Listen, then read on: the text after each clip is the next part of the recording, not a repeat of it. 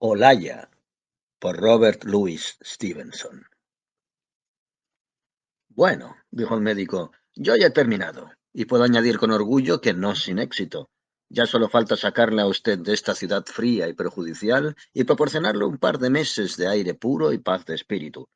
Lo último es cosa suya. En lo primero, creo que puedo ayudarle. ¿No imagina usted qué casualidad? Precisamente el otro día vino el cura del pueblo, y como ambos somos viejos amigos, aunque profesemos una fe diferente, me consultó respecto a cierto asunto que preocupaba a algunos de sus feligreses. Se trata de la familia... Mm. Aunque usted no conoce España y no deben de sonarle ni siquiera los nombres de nuestros grandes, baste con decir que en otro tiempo fueron personas muy distinguidas y que hoy están al borde de la miseria. No les queda nada, salvo una casa solariega y algunas leguas de terreno desértico y montañoso, donde no podría sobrevivir ni una cabra. Sin embargo, la casa es muy hermosa y antigua, y está en lo alto de las montañas, por lo que resulta muy saludable. En cuanto mi amigo me contó el caso, me acordé de usted. Le expliqué que había atendido a un oficial herido por la buena causa, que necesitaba un cambio de aires, y le propuse que sus amigos lo recibiesen a usted como huésped. En el acto el cura se puso muy serio, tal como yo me había maliciado, y afirmó que esa posibilidad estaba descartada. Pues por mí ya se pueden morir de hambre, respondí, porque si hay algo que no soporto es el orgullo en los necesitados. El caso es que nos despedimos algo enfadados. No obstante, ayer, para mi sorpresa, el cura vino a verme y rectificó. Las reticencias con que se había encontrado, me explicó, habían sido menores de las que temía, o en otras palabras, aquella gente tan altiva había preferido tragarse su orgullo. Así que cerré el trato y si usted acepta, dispone de una habitación reservada en la casa. El aire de las montañas le renovará la sangre y el silencio del que disfrutará allí es mejor que todas las medicinas del mundo. Doctor, respondí, ha sido usted mi ángel de la guarda y sus consejos son órdenes para mí. Pero cuénteme, si no le importa, algo más de la familia con la que voy a vivir. A eso iba, replicó mi amigo, porque lo cierto es que hay que tener en cuenta cierta complicación. Esos pordioseros son, como ya le he explicado, de muy noble alcurnia y están hinchados de una vanidad sin el menor fundamento. Han vivido durante generaciones en una soledad creciente, lejos tanto de los ricos que se habían vuelto demasiado inaccesibles para ellos, como de los pobres, a quienes siguen considerando con desprecio, e incluso hoy, que la pobreza les obliga a abrirle las puertas a un huésped, son incapaces de hacerlo sin imponerle a usted una condición de lo más desagradable. Y es que no quieren conocerlo. Están dispuestos a atenderle, pero se niegan en redondo a intimar con usted lo más mínimo. No negaré que me sentí molesto, y es posible que esa sensación acicatara mis deseos de viajar a aquel sitio, pues estaba convencido de que si me lo proponía acabaría con aquellos recelos. No veo nada ofensivo en esa condición, dije, e incluso comprendo el sentimiento que la inspira. Es cierto que no le han visto nunca, respondió el médico con dedicación, y si supiesen que es usted el hombre más apuesto y agradable que jamás ha venido de Inglaterra, donde, según me han dicho, abundan los hombres apuestos, pero no tanto los agradables, sin duda le habrían recibido con más tacto. Pero ya que no parece molestarle, la cosa carece de importancia. A mí me sigue pareciendo una descortesía. Sin embargo, quien sale ganando es usted. La familia no le resultará muy seductora. Una madre, un hijo y una hija. Una anciana, de quien se dice que es medio idiota. Un chico zafio y una muchacha de campo a quien alaba tanto su confesor que debe ser muy fea. Se burló con una risita el médico. No es gran cosa para atraer a un oficial tan valiente. Pero dice usted que son de alta cuna, objeté. Bueno, respecto a eso hay que hacer algunas distinciones, respondió el médico. La madre sí lo es, pero los hijos no tanto. La madre es la última representante de un linaje principesco decadente, tanto en sus costumbres como en su fortuna. Su padre no solo era pobre, sino que estaba loco, y la hija creció abandonada en la casa hasta la muerte de su progenitor. La mayor parte de su fortuna pereció con él. La familia casi había desaparecido, y la chica, más asilvestrada que nunca, se casó por fin. Dios sabe cómo. Unos dicen que con un arriero y otros que con un contrabandista, e incluso hay quien afirma que ni siquiera llegaron a casarse y que Felipe y Olaya son hijos ilegítimos. La unión, fuese la que fuese, concluyó trágicamente hace algunos años, pero viven tan aislados y en aquel entonces reinaba tal confusión en el país que solo el cura sabe el modo exacto en que murió el padre, y eso suponiendo que lo sepa. Empiezo a pensar que va a ser una vivencia fuera de lo común, respondí. Si fuese usted, yo no me haría tantas ilusiones, replicó el médico. Me temo que se encontrará con una realidad muy prosaica y rastrera. A Felipe, por ejemplo, lo conozco.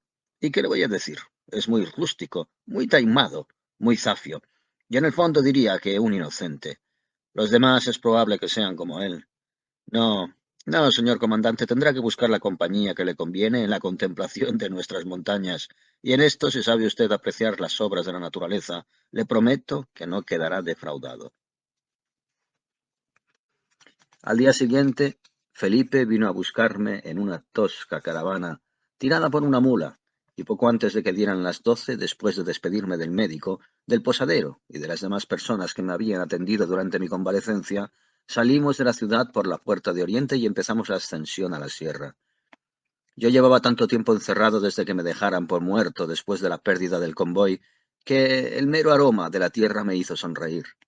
La comarca que estábamos recorriendo era agreste y rocosa, y estaba cubierta de espesos bosques de alcornoques o de los robustos castaños españoles, y a menudo interrumpida por el lecho de los torrentes de montaña. Lucía el sol, el viento susurraba alegremente. Habíamos recorrido ya varios kilómetros y la ciudad se había convertido en un minúsculo cerro en la llanura que teníamos a nuestra espalda, cuando empecé a prestar atención a mi compañero de viaje. A primera vista parecía un apuesto rústico, tal como lo había descrito el médico, muy activo y diligente, y desprovisto de cualquier cultura, y esa primera impresión era la que prevalecía en casi todos los que lo conocían. Pero lo que más me sorprendió fue el modo tan familiar y atropellado en que me hablaba, que tan mal parecía casar con las condiciones bajo las que había aceptado alojarme, y que, en parte por su dirección imperfecta y en parte por la vivaz incoherencia de lo que decía, hacía que resultase muy difícil seguirle sin hacer un gran esfuerzo.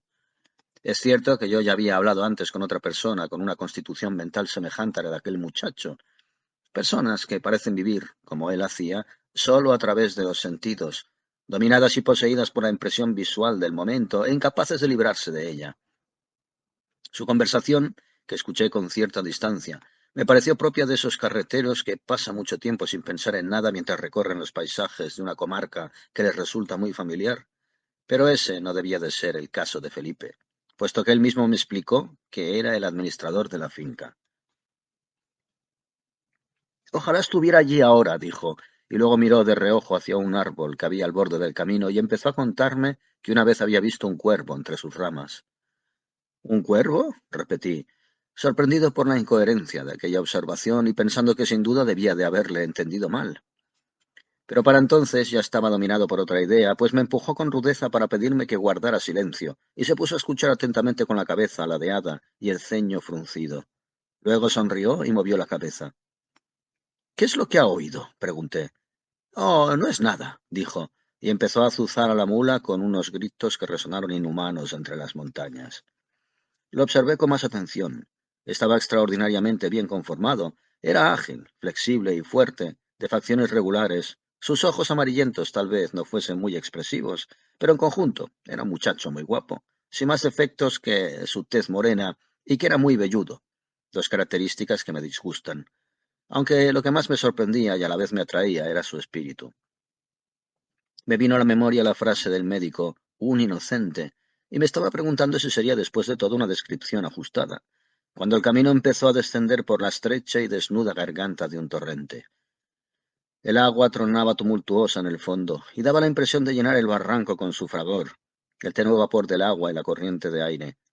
La escena era ciertamente impresionante, pero en aquel tramo el camino estaba protegido por un muro y la mula descendía con paso firme, así que la palidez y el terror que embargaron a mi acompañante me cogieron de sorpresa. La violenta voz del torrente era muy inconstante, tan pronto parecía debilitada por la fatiga como redoblaba su rico rumor. Montañas crecidas parecían aumentar el estruendo, mientras caían por la garganta rugiendo y golpeando contra las paredes, y reparé en que era aquel clamor lo que hacía palidecer y hacer muecas a mi conductor. El recuerdo de algunas supersticiones escocesas ligadas al kelpie y los ríos cruzó por mi imaginación, y me pregunté si sería posible que hubiese algo parecido en aquella región de España. Me volví hacia Felipe y traté de sonsacarle. ¿Qué le ocurre? Pregunté. Pues que tengo miedo, replicó. ¿De qué? Repuse. Este parece uno de los tramos más seguros de este camino tan peligroso. Es por el ruido, dijo con una ingenuidad y un temor que aclararon todas mis dudas. Aquel muchacho tenía el intelecto de un niño. Su imaginación era como su cuerpo, activa y ágil, pero retrasada en su desarrollo. Y a partir de ese momento lo miré con algo más de compasión y escuché con indulgencia al principio y luego casi con placer su cháchara inconexa. Hacia las 4 de la tarde habíamos dejado atrás las cumbres de la cordillera. Nos habíamos despedido del sol poniente y habíamos empezado a descender por el otro lado, rodeando muchos barrancos a la sombra de bosques umbríos. Por todas partes se oía el rumor de las cascadas, no tan fuerte y formidable como en la garganta del torrente, sino disperso, alegre y musical entre los valles. Mi guía pareció cobrar ánimos y empezó a cantar en falsete con una peculiar carencia de dotes musicales, destrozando la melodía, desentonando e improvisando a su antojo. Sin embargo, el efecto resultaba natural y placentero, igual que el canto de los pájaros. A medida que fue oscureciendo me fui dejando cautivar por aquel desmañado gorjeo, y le escuché tratando de reconocer la melodía, hasta que por fin le pregunté qué era lo que cantaba. «Oh, solo estaba cantando un poco», exclamó.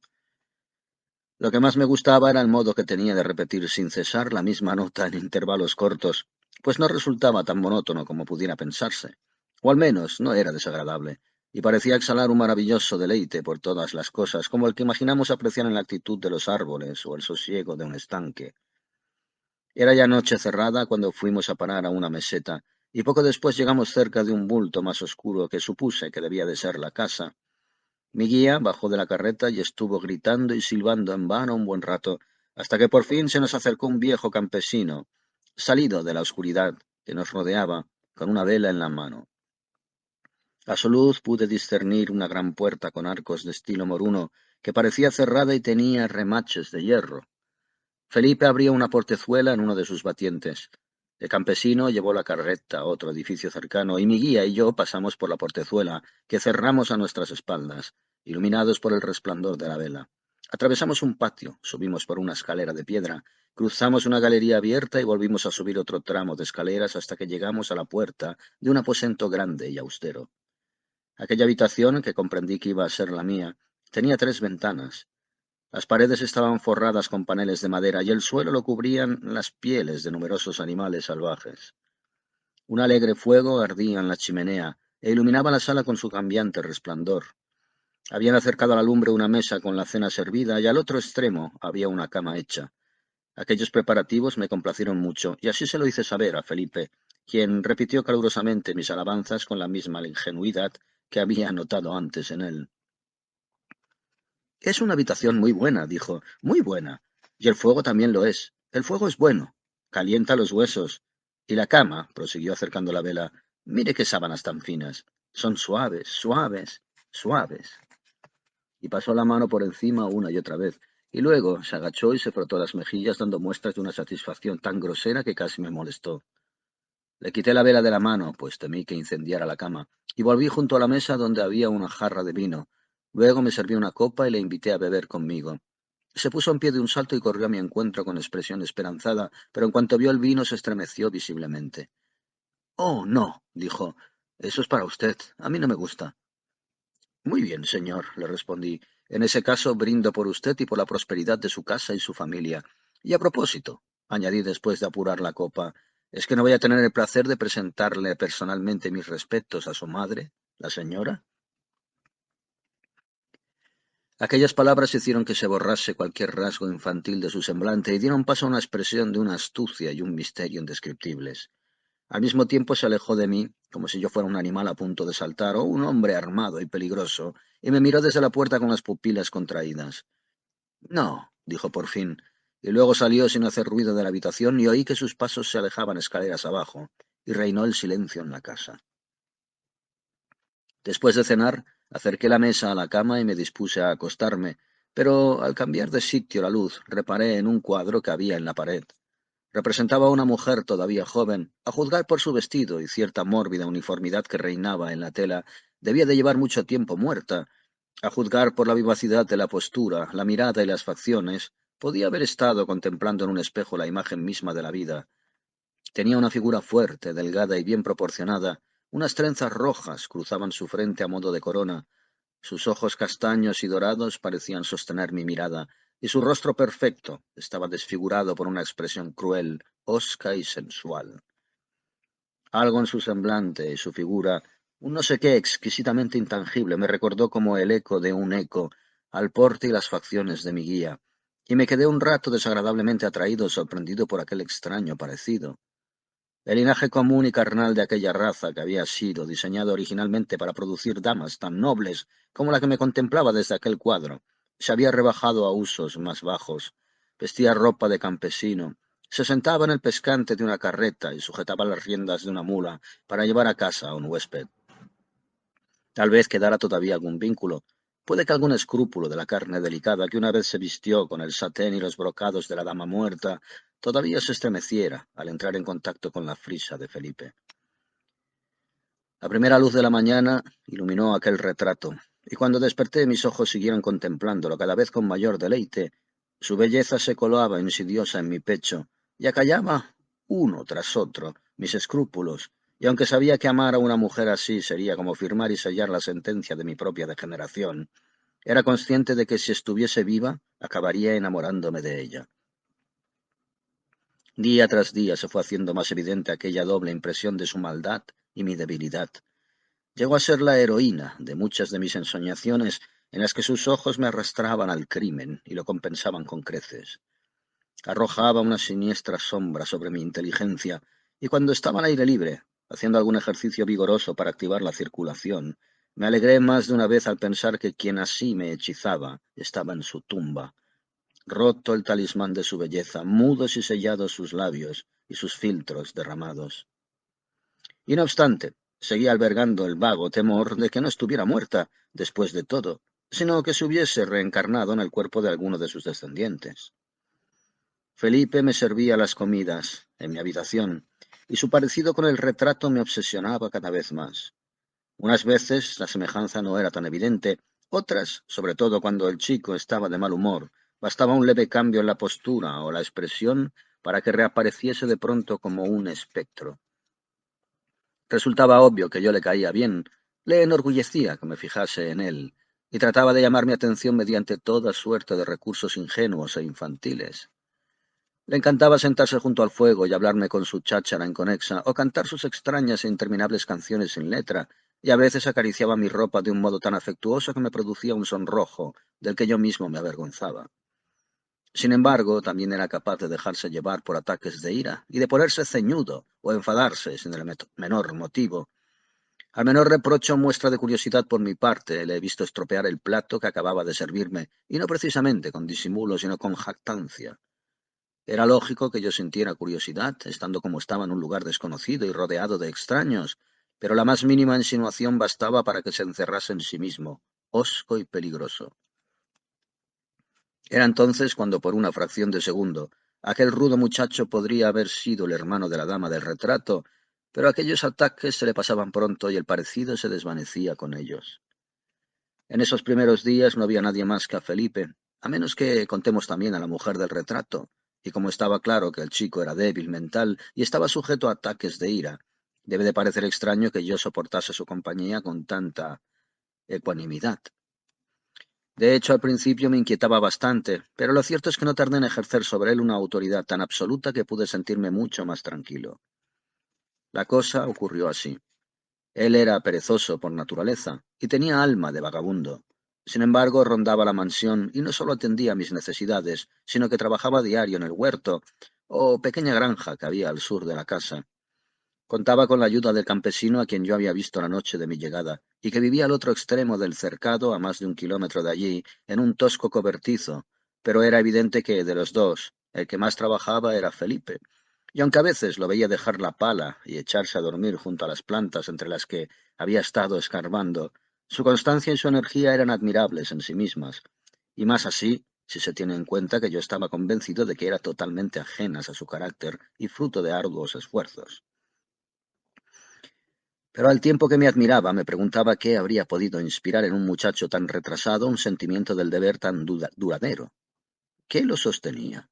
¿Y hasta qué punto prevalecía sobre sus instintos?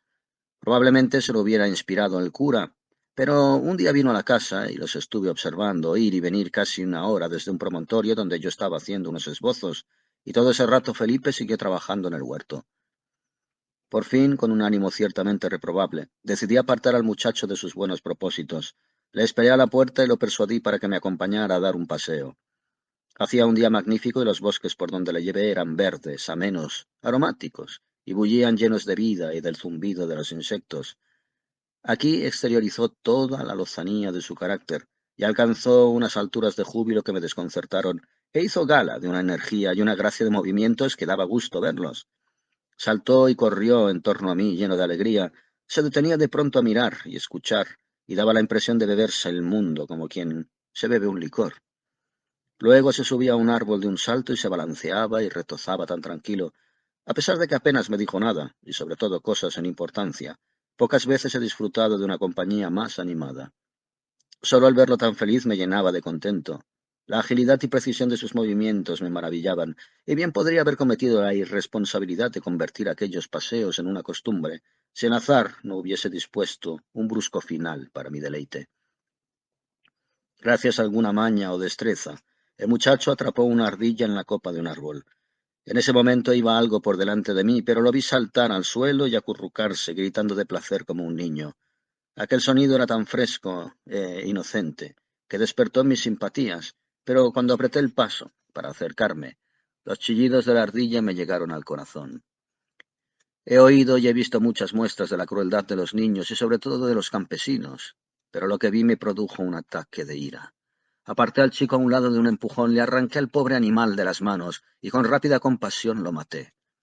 Luego me volví hacia el torturador. Le reñí, presa del acaloramiento de la indignación.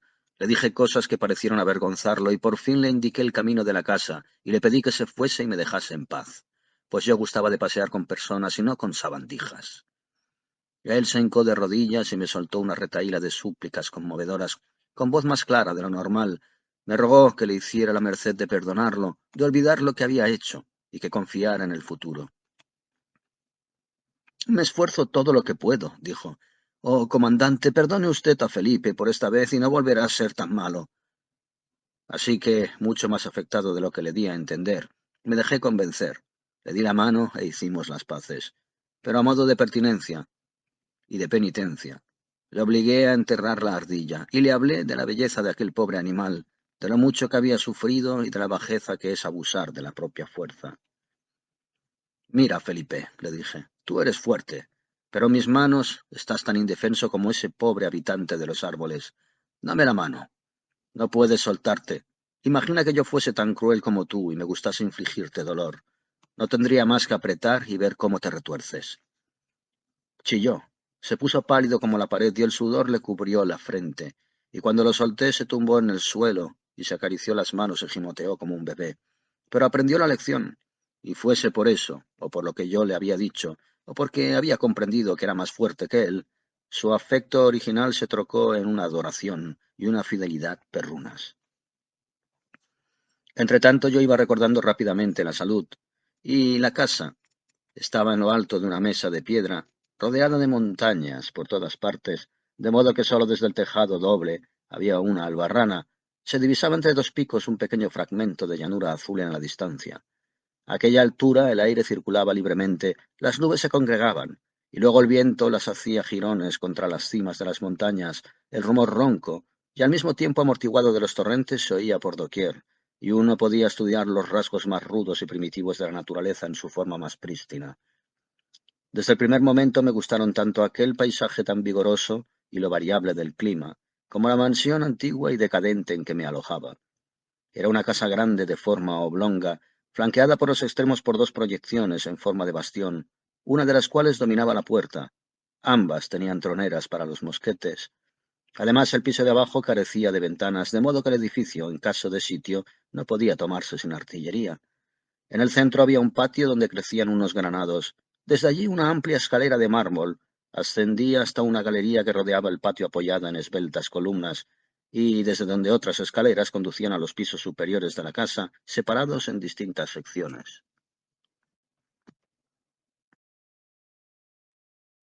Las ventanas estaban fuertemente cerradas tanto por dentro como por fuera. Algunas piedras de los dinteles se habían venido abajo. Una de esas rachas de viento que son tan frecuentes en las montañas había arrancado en parte la techumbre, de modo que la casa entera, en medio de aquel bosque de nudosos alcornoques, iluminada por el sol implacable y descolorida por el polvo, parecía el palacio dormido de las leyendas. El patio, sobre todo, parecía la morada misma del sueño. El áspero arrullo de las palomas resonaba en sus aleros. Estaba a resguardo de los vientos, pero cuando soplaban fuera, el polvo de las montañas caía como una copiosa lluvia y velaba el rojo de las granadas. Lo rodeaban varias ventanas, con los postigos echados, puertas atrancadas que conducían a numerosos sótanos, y los arcos vacíos de la galería. Y a lo largo del día el sol dibujaba complicadas siluetas en cada uno de sus cuatro lados y hacía desfilar las sombras de las columnas por el suelo de la galería. No obstante, había un rinconcito en el piso de abajo que mostraba indicios de estar habitado. Daba al patio, pero tenía una chimenea donde siempre había un fuego encendido y las losas del suelo estaban alfombradas con pieles de animales. Fue allí donde vi por primera vez a mi anfitriona. Había sacado una de las pieles al sol y estaba sentada en ella y apoyada en una pilastra. Lo primero que me llamó la atención fue su vestido alegre y suntuoso, que destacaba en aquel patio polvoriento, igual que las flores en los granados. Al observarla con más atención, lo que me impresionó fue su belleza. Me miraba, o eso me pareció, con ojos que no acerté a distinguir bien, y una expresión feliz y jubilosa que rayaban la estupidez. Sus facciones perfectas y la nobleza de postura eran casi estatuarias. Al pasar la saludé quitándome el sombrero, y ella frunció levemente el ceño con suspicacia, como el agua cuando la agita la brisa, pero no respondió a mi cortesía. Yo seguí con mi paseo cotidiano un tanto cortado y turbado por su impasibilidad de ídolo, y a mi regreso, aunque seguía en la misma postura, me sorprendió ver que se había trasladado, siguiendo al sol hasta la pilastra siguiente. Esta vez, no obstante, me dirigió un breve saludo, bastante cortés y pronunciando en el mismo tono, profundo, ambiguo y ceceante, que tanto me desconcertaba en su hijo. Le respondí sin saber qué decir, pues no solo no la había entendido bien, sino que me aturdió verle los ojos. Eran muy grandes. Tenían el iris dorado, como los de Felipe, y las pupilas tan dilatadas que parecían casi negros, pero lo que me llamó la atención no fue tanto su tamaño, como, lo que tal vez fuese consecuencia de ello, la peculiar insignificancia de su mirada. Jamás he visto una mirada más estúpida. Bajé la vista y subí por las escaleras en dirección a mi cuarto, sorprendido y avergonzado. Sin embargo, cuando entré y vi la cara del retrato, recordé el milagro de la descendencia familiar. Mi anfitriona era, sin duda, mayor y más gruesa. Sus ojos eran de un color distinto. Además, su rostro no sólo carecía de la perversidad que tanto me molestaba y me atraía en el retrato, sino que estaba desprovisto tanto de bondad como de maldad. Traslucía un vacío moral que literalmente no expresaba nada, y no obstante había un parecido, por así decirlo, inmanente, no basado en ningún rasgo en particular, sino en el conjunto. Era como si el pintor, al firmar aquel solemne retrato, no hubiera capturado sólo la imagen de una mujer malvada y sonriente, sino también la cualidad esencial de su estirpe. A partir de ese día, cada vez que entraba o salía, me encontraba a la señora sentada al sol y apoyada en una columna o tendida en la alfombra delante de la chimenea. Solo a veces cambiaba su sitio por el último descansillo de la escalera de piedra, donde yacía con el mismo abandono justo a mitad de mi camino. En todos esos días nunca la vi gastar la menor energía en nada que no fuera cepillar una y otra vez su poblado cabello cobrizo, o cecear en tono áspero y profundo su acostumbrado saludo. Aquellos, creo yo, eran sus mayores placeres, aparte de la mera aquiescencia. Parecía enorgullecerse de todo lo que decía, como si fuese de lo más ingenioso, y lo cierto es que, aunque a menudo se trataba de vacuidades relativas, igual que la conversación de muchos curas respetables, a un margen de asuntos muy estrecho, nunca eran absurdas o incoherentes, sino que poseían una belleza propia que emanaba de su propia satisfacción. Lo mismo hablaba del buen tiempo que tanto le gustaba, igual que a su hijo, que de las flores, de los granados, o de las blancas palomas y las golondrinas de largas alas que agitaban el aire del patio. Los pájaros la excitaban. Cuando pasaban por debajo de los aleros en su rápido vuelo o la rozaban levantando un poco de viento, ella se movía y se incorporaba y parecía despedir y despertar de su placentero letargo. Pero el resto del día lo pasaba acurrucada y sumida en la pereza y la complacencia. Al principio me irritó aquella invencible satisfacción, pero poco a poco fui encontrando sosiego en aquel espectáculo hasta me acostumbré a sentarme a su lado 4 veces al día, a la ida y a la vuelta, y a charlar soñoliento con ella, sin apenas saber que lo hacía. Llegué a cogerle el gusto a su compañía aburrida y casi animal. Su belleza y su estupidez me tranquilizaban y divertían. Empecé a encontrar una especie de sentido común en sus observaciones y su inagotable buen humor. Despertaba mi admiración y mi envidia. Por si fuera poco, era correspondido y ella disfrutaba inconscientemente de mi presencia, igual que un hombre sumido en profundas meditaciones puede disfrutar del murmullo de un arroyo.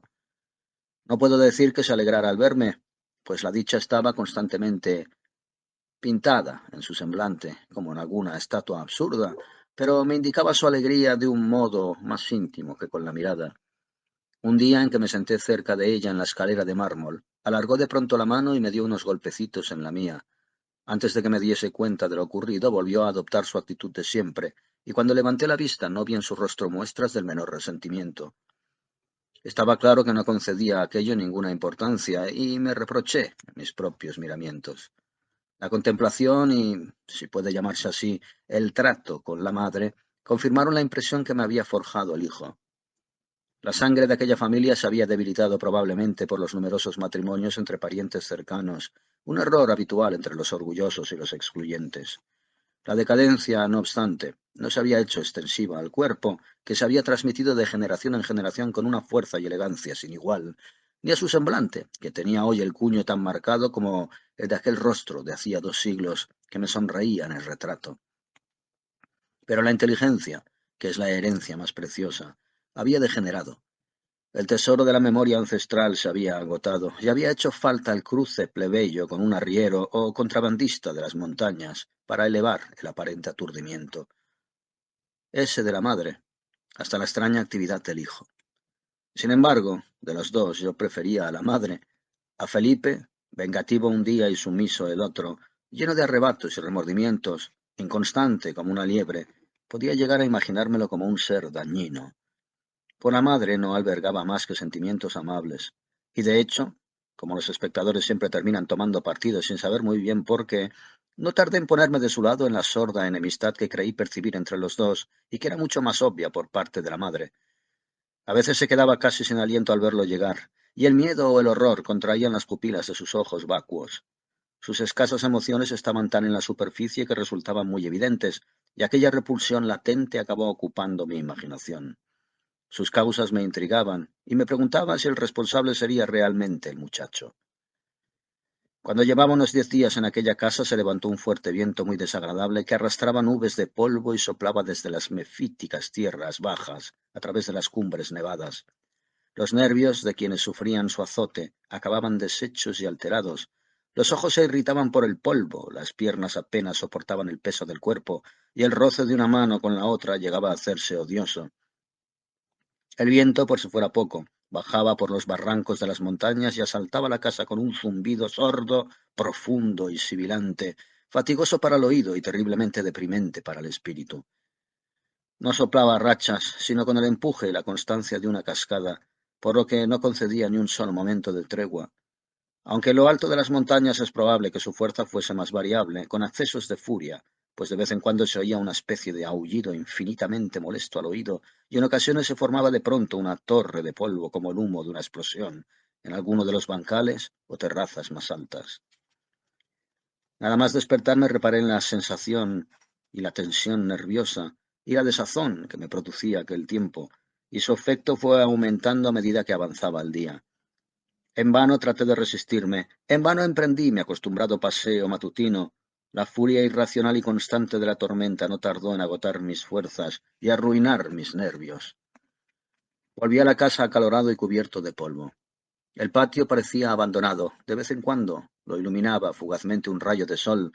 Otras veces el viento agitaba los granados, esparcía las flores y hacía que las persianas golpearan contra las paredes. La señora se paseaba en su rincón de aquí para allá con el rostro acalorado y los ojos encendidos. Me pareció ver que musitaba algo para sí, como quien está muy enfadado. Pero cuando le dirigí mi saludo habitual se limitó a responder con un gesto brusco y siguió paseando. El tiempo había desequilibrado incluso a aquella criatura tan impasible, y cuando subí por las escaleras me sentí menos avergonzado de mi propia irritación. Todo el día siguió soplando el viento, así que me quedé en la habitación tratando de leer un poco, yendo de aquí para allá o escuchando el alboroto que se oía afuera.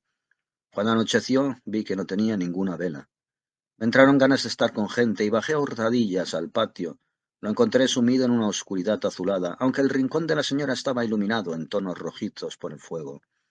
La abundante leña ardía en la chimenea coronada por un penacho de llamas que el aire agitaba de un lado a otro.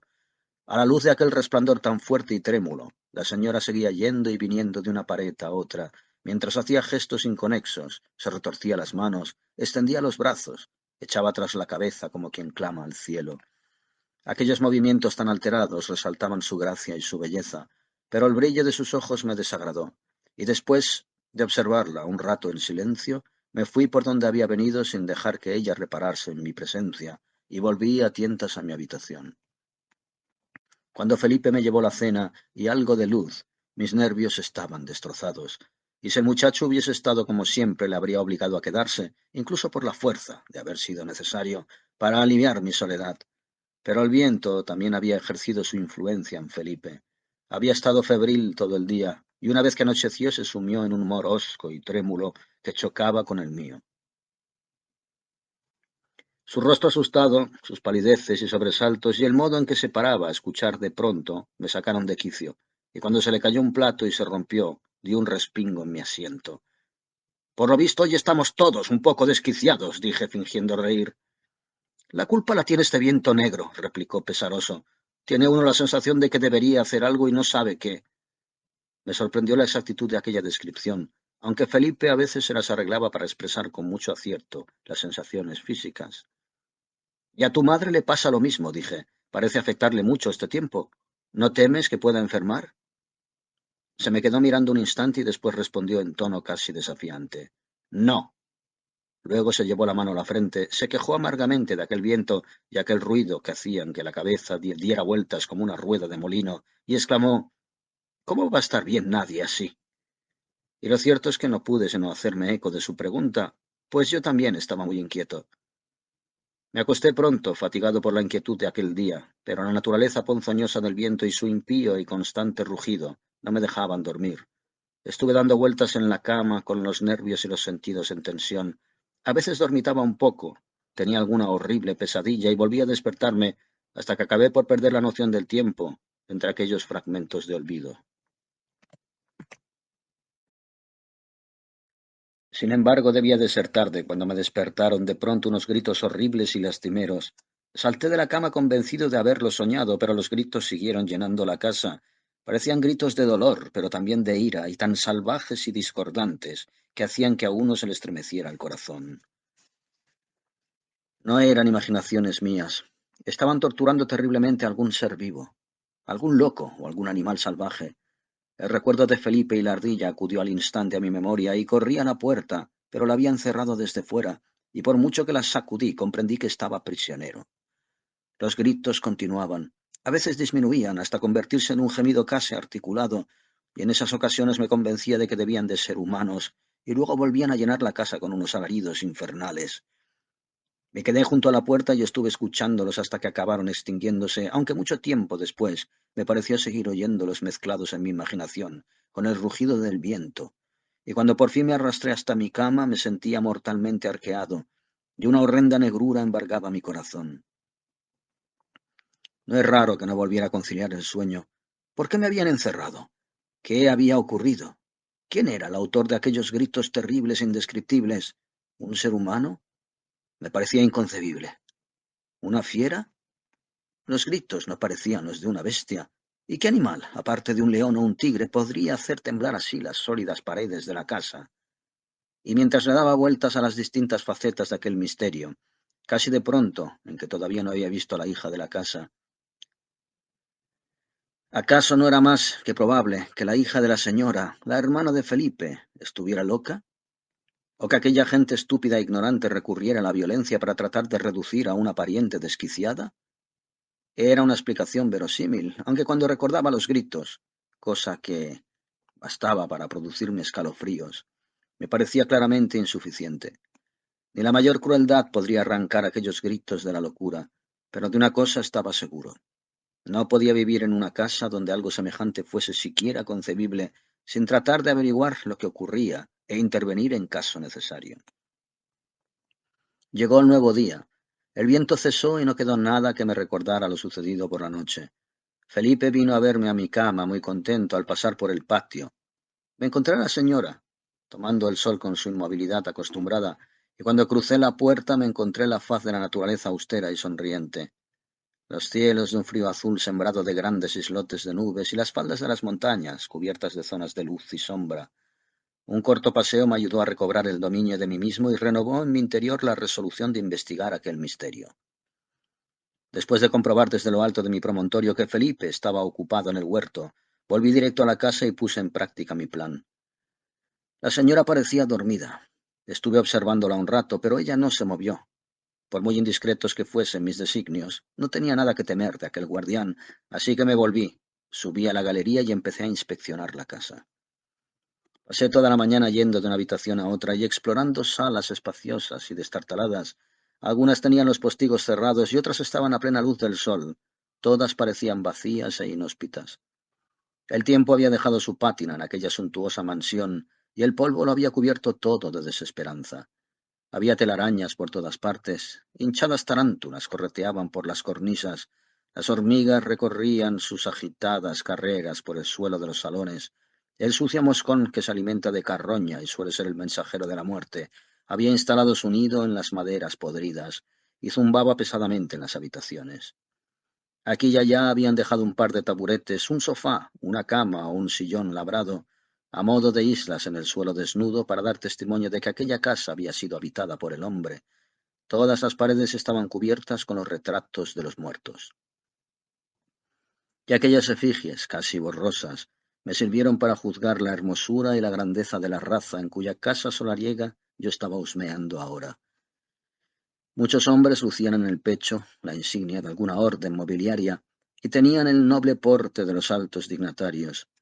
Las mujeres iban todas muy bien vestidas. La mayoría de las telas eran obra de pintores famosos, pero lo que más me impresionó no fueron aquellas muestras de grandeza, ni sus contrastes con la actitud decadente y abandono de aquella casa, sino la parábola de la vida familiar que leí en la sucesión de rostros hermosos y cuerpos esbeltos. Nunca antes había reparado con tanta claridad en el milagro de la continuación de la raza, la creación y la recreación, el tejer y el destejer, y la sucesión de los elementos carnales.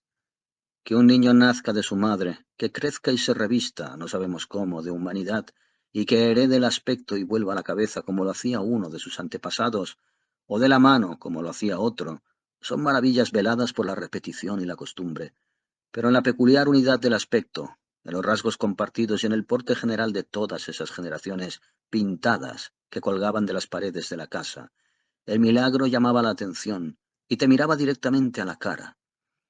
Y pasé un buen rato contemplando mis propias facciones en un espejo antiguo que encontré por casualidad buscando las líneas de mi descendencia y los vínculos que me ligaban a mi propia familia. Por fin, en el curso de mis investigaciones, abrí la puerta de una habitación que tenía indicios de estar habitada.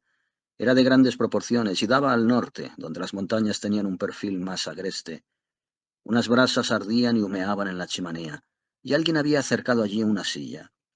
No obstante, el aspecto de la habitación era extremadamente ascético. La silla estaba sin tapizar, el suelo y las paredes estaban desnudos, y aparte de los libros que yacían aquí y allá en cierto desorden, no había ningún objeto de trabajo o recreo. Me sorprendió mucho ver libros en casa de una familia así, y empecé a hojearlos con gran precipitación, como si temiera que pudiesen interrumpirme para tratar de dilucidar su naturaleza. Los había de todas clases, devotos, históricos y científicos, pero casi todos eran antiguos y la mayoría estaban escritos en latín. Algunos ostentaban las señales del estudio constante, otros los habían arrojado al suelo después de arrancar alguna página con petulancia o desaprobación. Por fin, mientras deambulaba por la habitación vacía, encontré unos papeles escritos a lápiz en una mesa junto a la ventana. Una curiosidad inconsciente me empujó a leer uno de ellos. Eran unos versos de métrica muy tosca y escritos en español que decían más o menos así.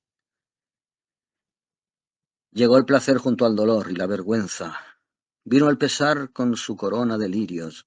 El placer mostraba la luz del sol. Oh Jesús mío, qué luz tan dulce. El pesar te señalaba con mano fatigada. A ti, oh Jesús mío. La confusión y la vergüenza me embargaron casi en el acto. Dejé el papel donde estaba y me batí en retirada de aquella habitación. Ni Felipe ni su madre podrían haber leído aquellos libros, ni escrito aquellos versos burdos pero conmovedores. Era evidente que mis pasos sacrílegos me habían llevado a la habitación de la hija de la casa. Dios sabe que mi conciencia me recriminaba duramente por aquella indiscreción.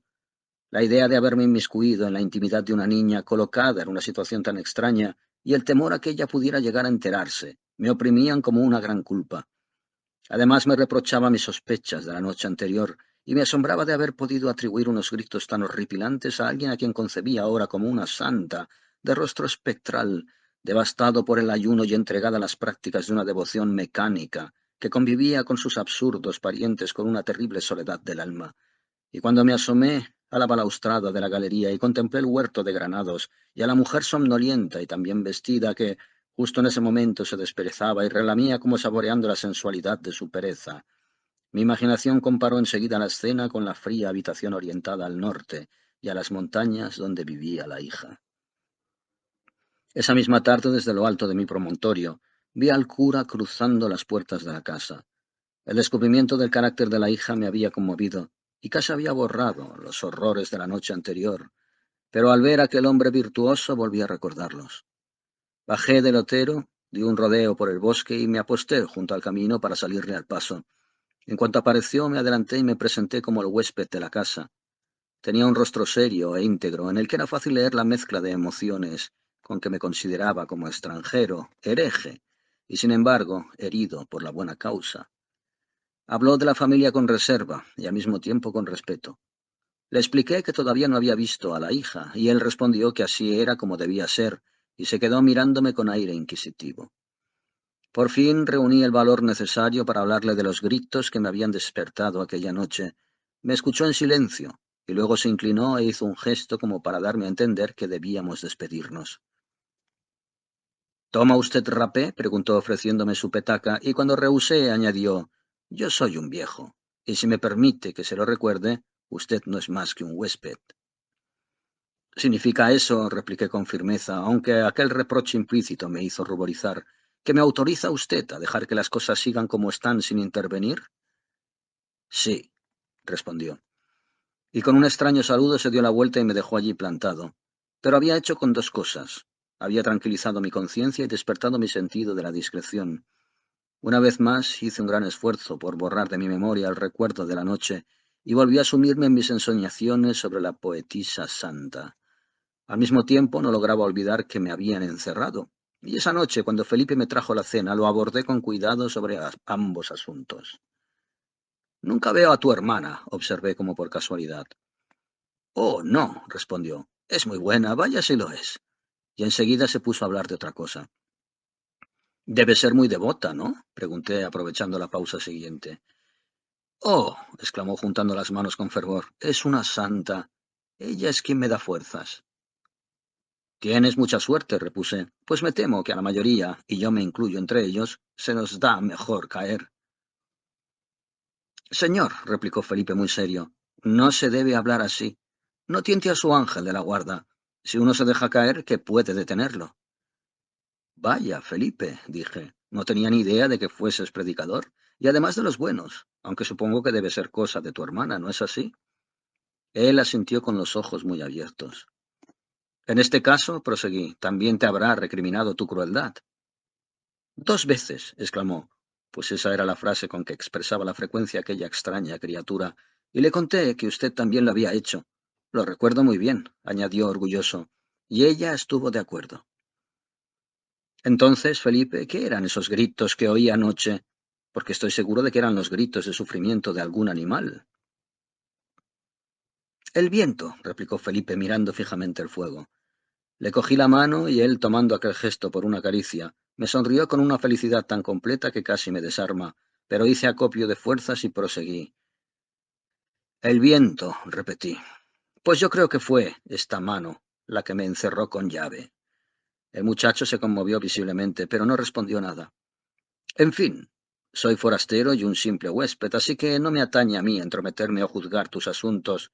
Para eso ya tienes los consejos de tu hermana, que sin duda debes de ser excelentes. Pero en lo que a mí se refiere, me niego a ser el prisionero de nadie y exijo que me des la llave. Media hora más tarde la puerta se abrió de golpe y la llave cayó resonando al suelo. 1 o 2 días después, volví de mi paseo justo antes de las 12. La señora estaba tumbada medio adormilada en el umbral de su cuarto. Las palomas dormitaban debajo del alero como copos de nieve. La casa entera se hallaba sumida en el profundo hechizo del silencio del mediodía, y sólo la suave brisa de las montañas se colaba en las galerías, susurraba entre los granados y agitaba agradablemente las sombras. Tanto sosiego acabó por contagiarme, así que atravesé el patio a toda prisa y subí por las escaleras de mármol. Acababa de poner el pie en el rellano cuando se abrió una puerta y me encontré cara a cara con Olaya. La sorpresa me dejó paralizado. Su belleza me llegó a lo más hondo. Destacaba entre las negras sombras de la galería como una gema de muchos colores. Sus ojos se clavaron en los míos y nos unimos como si hubiésemos juntado las manos. Aquel momento que pasamos frente a frente, bebiéndonos el uno al otro, fue sacramental, y en él se dio la comunión de nuestras almas. Ignoro cuánto tiempo pasaría antes de que despertase de aquel profundo trance, hiciera una rápida reverencia y siguiera mi camino hacia el piso de arriba. Ella no se movió, pero me siguió con sus ojos grandes y anhelantes, y justo antes de desaparecer de su vista me pareció verla palidecer y desmayarse. Una vez en mi habitación me asomé a la ventana incapaz de comprender qué cambio había acontecido en aquella austera cadena de montañas que ahora parecía brillar y cantar bajo los airosos cielos. Había visto a Olaya, y las peñas respondían Olaya, y el cielo azul repetía mudo e insondable Olaya. La pálida santa de mis sueños había desaparecido para siempre y en su lugar contemplaba a esta doncella en quien Dios había derramado pródigamente los más vivos colores y las más exuberantes energías vitales, a quien había hecho ágil como una cierva, esbelta como un junco, y en cuyos grandes ojos había encendido las lámparas del alma. El estremecimiento de su juventud, tan tensa como la de un animal salvaje, se había colado en mis huesos. La fuerza del alma que emanaba por sus ojos había conquistado a los míos, incendiado mi corazón y henchido mis labios de canciones. Ahora corría por mis venas y formaba parte de mi ser. Aquel entusiasmo no decreció. Mi alma se refugió en su éxtasis como en un sólido castillo, asediada por frías y tristes consideraciones. No me cabía la menor duda de que me había enamorado de ella desde el primer momento y con un ardor tembloroso que nunca había conocido antes. ¿Qué ocurriría ahora? Era la hija de una familia afligida, la hija de la señora, la hermana de Felipe. Su misma belleza lo delataba. Tenía la ligereza y la vivacidad del uno, ágil como una flecha y leve como el rocío, y destacaba como la otra con la brillantez de las flores contra el pálido trasfondo del mundo. Yo nunca podría llamar hermano a aquel muchacho medio idiota, ni madre a aquel montón de carne tan encantador como impasible, cuya mirada estúpida y su perpetua sonrisa recordé ahora con desagrado. Y si no podía casarme con ella, entonces ¿qué? Estaba terriblemente desamparada. Sus ojos en aquella larga y única mirada que habíamos intercambiado habían confesado una debilidad igual a la mía, pero en el fondo de mi corazón sabía que era la misma joven que estudiaba en la fría habitación del norte y que había escrito aquellos versos tan tristes, y eso bastaba para conmover a cualquiera. No me vi capaz de huir, pero me propuse observar una constante circunspección. Al apartarme de la ventana, posé la mirada en el retrato. Parecía haberse apagado como una vela al salir el sol. Me seguía con sus ojos de pintura. Yo era consciente del parecido y me maravillaba la tenacidad de aquella estirpe decadente, pero ahora la diferencia había borrado cualquier semejanza. Recordé que lo había tenido por algo inalcanzable en esta vida, producto de la destreza del artista y no de la modestia de la naturaleza, y me maravillé de haber podido pensar tal cosa mientras recordaba regocijado la imagen de Olaya. Había contemplado antes la belleza sin dejar que me hechizara, y me había sentido atraído por mujeres que sólo a mí me parecían hermosas, pero Olaya reunía todo lo que yo deseaba y no me había atrevido a imaginar. No la vi al día siguiente, y el corazón se me encogió, y mis ojos ansiaron verla igual que la gente ansía que llegue el día. Pero un día después, al regresar a la hora acostumbrada, volví a encontrármela en la galería, y nuestras miradas volvieron a unirse y abrazarse. Sentí impulsos de hablarle y de acercarme, pero a pesar de que me atraía como un imán, me contuvo algo todavía más imperioso, y me limité a inclinar la cabeza y pasar de largo. Ella no respondió, y me siguió con sus nobles ojos. Tenía grabada su imagen en la memoria, y cuando recordaba mentalmente sus rasgos me daba la sensación de estar leyendo en su corazón. Vestía con la misma coquetería que su madre, y compartía su afición por los colores alegres. Su vestido, que estaba seguro de que había hecho con sus propias manos, la envolvía con gracia y atractivo. Además, según la moda del país, el corpiño se abría por el centro y formaba un profundo escote en el que, a pesar de la pobreza de la familia, una moneda de oro colgada de una cinta descansaba sobre su pecho moreno. Aquellas eran pruebas, en caso de que siguiera haciendo falta, de su innato amor a la vida y de su propio encanto personal. Por otro lado, en aquellos ojos que se abismaban en los míos, yo leía capas cada vez más profundas de pasión y de tristeza, destellos de poesía y esperanza, negruras de desesperación y pensamientos que se elevaban por encima del mundo. Su cuerpo era delicioso, pero su ocupante, el alma, merecía con creces una morada como aquella.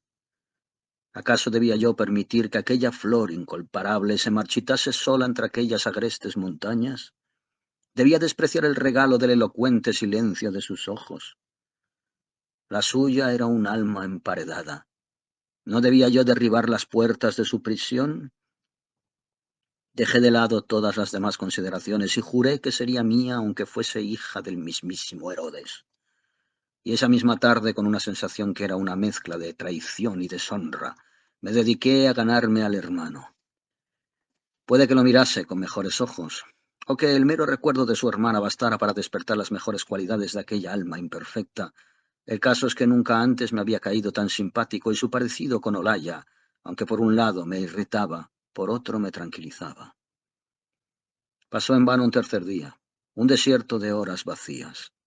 No quise perder ni una sola ocasión y pasé la tarde haraganeando en el patio, donde, a modo de excusa, estuve hablando con la señora más de lo acostumbrado.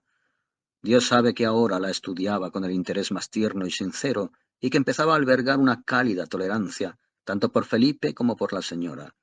Y no obstante seguía sorprendiéndome.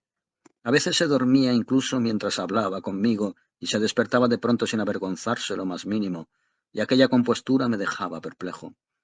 Además, cuando observaba cómo cambiaba inapreciablemente de postura y saboreaba y se deleitaba con el placer físico de aquellos movimientos, no podía sino maravillarme ante semejantes extremos de sensualidad pasiva. Vivía en su cuerpo, y toda su conciencia estaba diseminada por sus miembros donde habitaba cómodamente. Por último, no lograba acostumbrarme a sus ojos.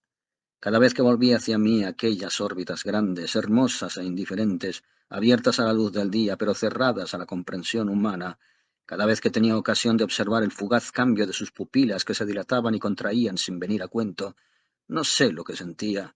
No sabría poner en palabras la confusa sensación de pesadumbre, irritación y desagrado que estremecían mis nervios. Traté de hablarle de muchos asuntos distintos, todos en vano, y por fin desvié la conversación hacia su hija. Pero incluso en eso se mostró indiferente. Dijo que era muy guapa, que, como ocurre con los niños, era el mejor elogio que se le ocurría, pero fue incapaz de ir más allá. Y cuando observé que Olaya parecía muy callada, se limitó a bostezarme en la cara y a replicar que de nada servía hablar cuando no se tenía nada que decir. La gente habla demasiado, demasiado, añadió, mirándome con las pupilas dilatadas, y luego volvió a bostezar y me mostró una boca tan exquisita como la de una muñeca. Esta vez me di por enterado. La dejé descansar y subí a mi habitación, donde me senté junto a la ventana abierta y me puse a contemplar las montañas sin verlas, sumido en brillantes y profundas ensoñaciones y escuchando en la imaginación una voz que nunca había oído.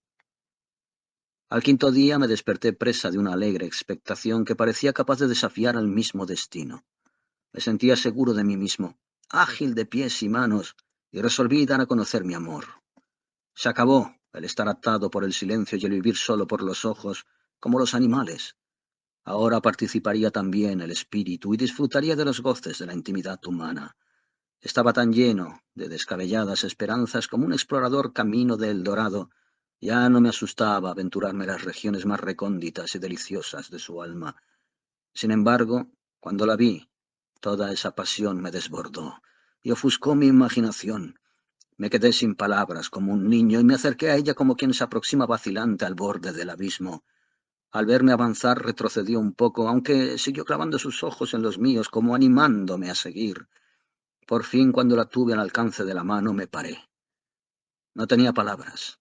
Si daba un paso más, lo único que podría hacer sería abrazarla calladamente contra mi pecho, y la poca cordura que me restaba se sublevó contra la idea de abordarla de ese modo.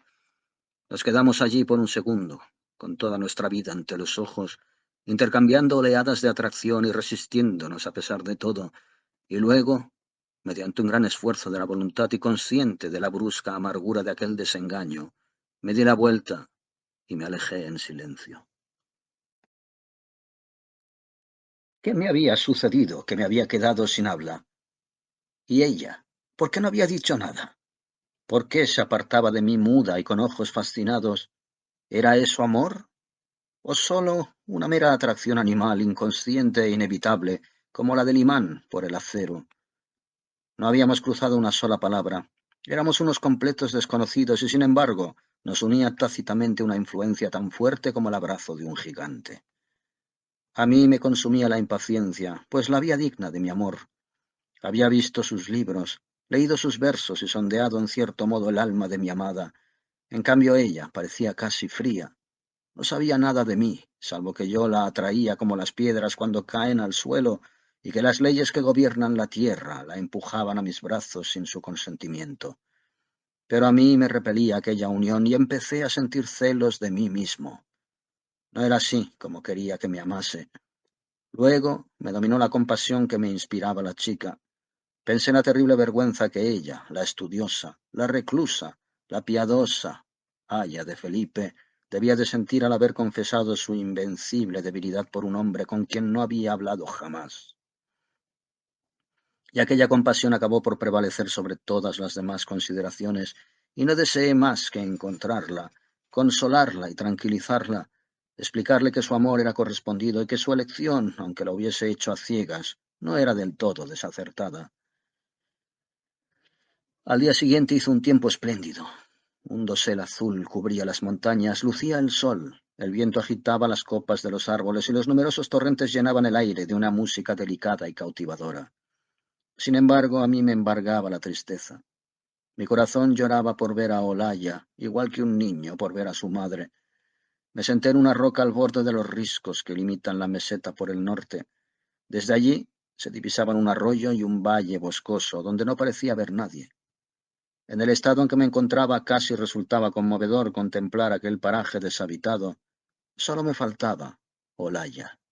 Y pensé primero al borde mismo de las lágrimas y luego con una ardiente alegría que parecía crecer en fuerza y estatura, como un Sansón, en la dicha y el placer que sería vivir con ella en aquel lugar agreste y delicioso, con aquel aire tan puro.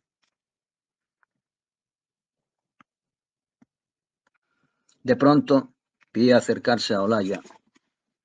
Salió de un bosquecillo de alcornoques y fue directa hacia donde yo estaba. Yo me puse en pie para esperarla, a pesar de que se movía lenta y silenciosamente. Su manera de andar traslucía tanta vida, fogosidad y ligereza que me maravilló.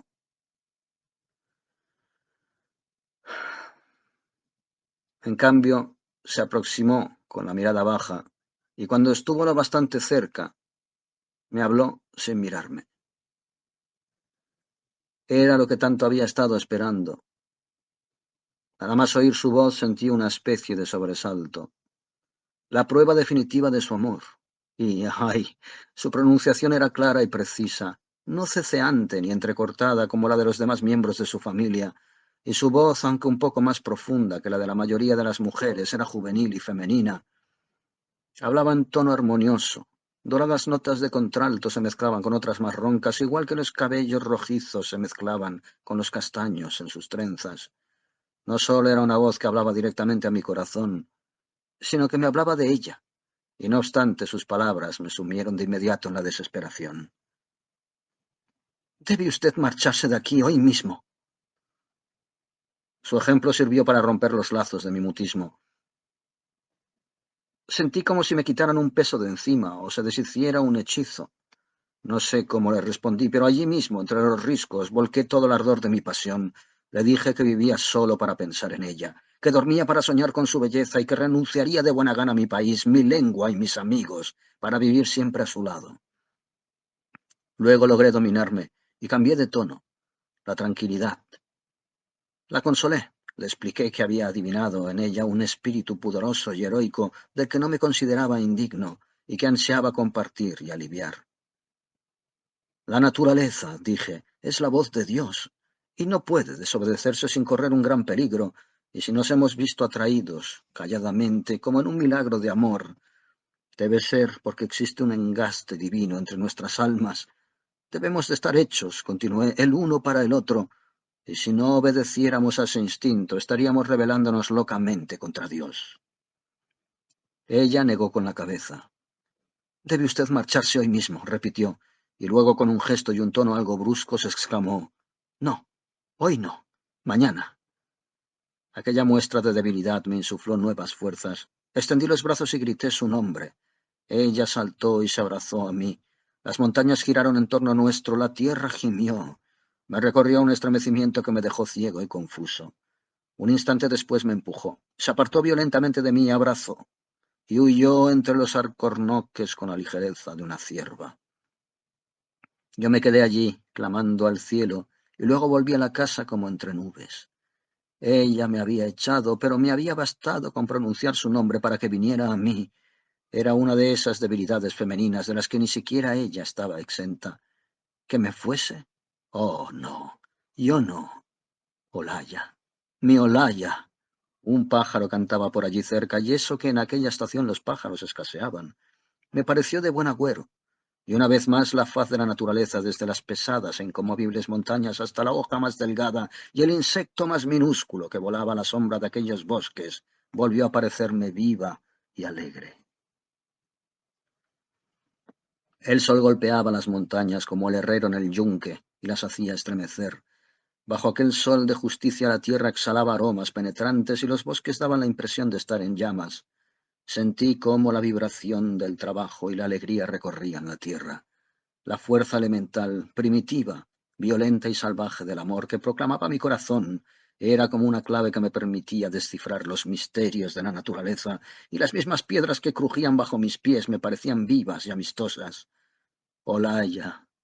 Su roce me había fortalecido y renovado, y me había hecho recobrar mi antigua armonía con la agreste naturaleza. Había henchido mi alma de un modo que los hombres desconocen en sus tristes y civilizados salones.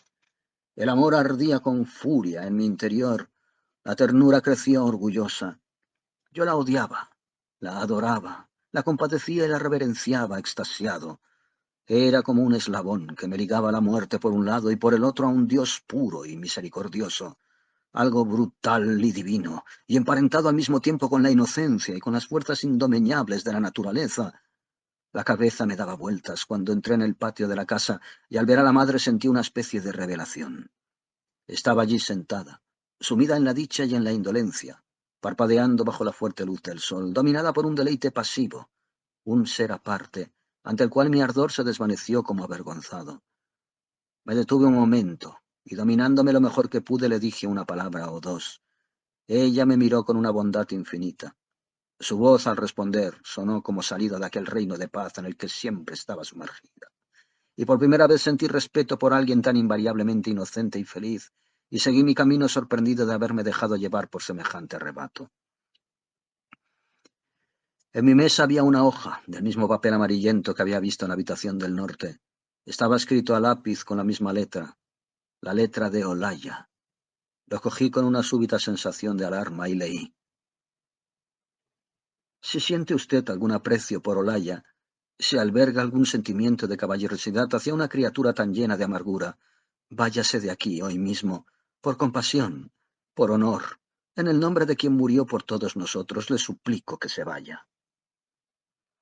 Miré estupefacto el papel, y luego se despertó en mí un terrible cansancio y horror a la vida.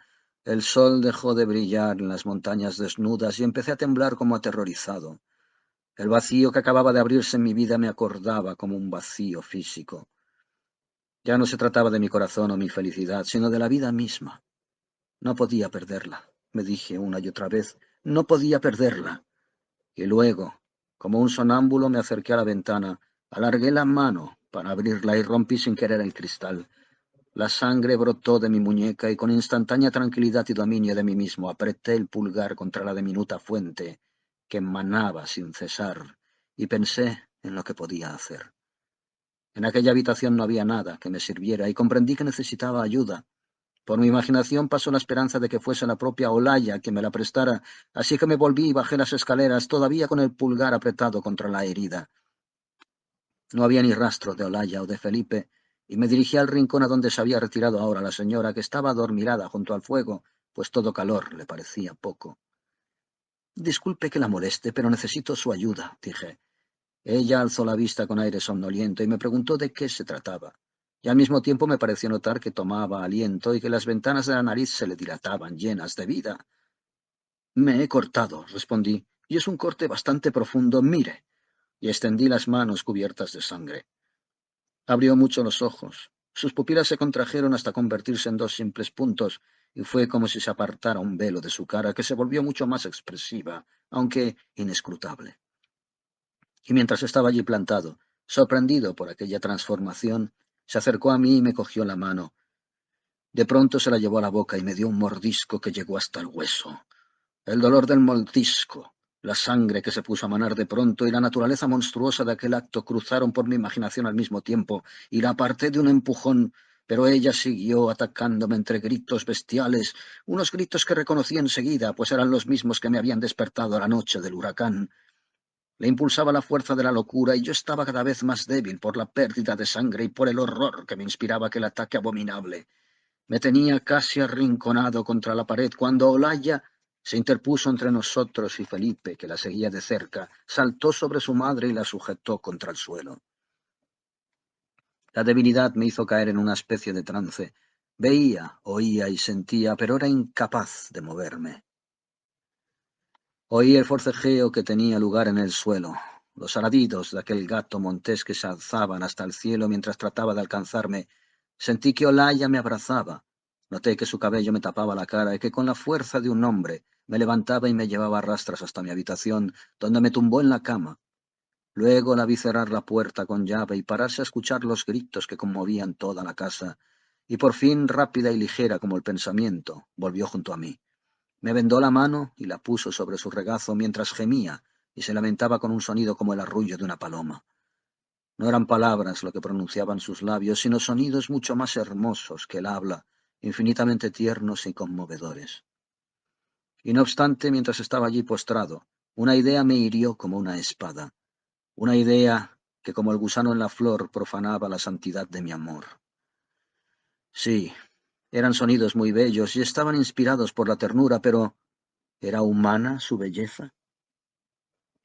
Pasé el resto del día acostado. Los gritos de aquella hembra innombrable que luchaba con su cachorro medio idiota siguieron retumbando en la casa durante mucho tiempo y me llenaron de repugnancia y pesar. Eran los gritos agónicos de mi amor, que había sido asesinado y hasta parecía escarnecerme. Y sin embargo, por mucho que lo pensara y lo sintiese, seguía creciendo en mi interior como una tempestad de dulzura, y mi corazón se fundía con sus miradas y sus caricias.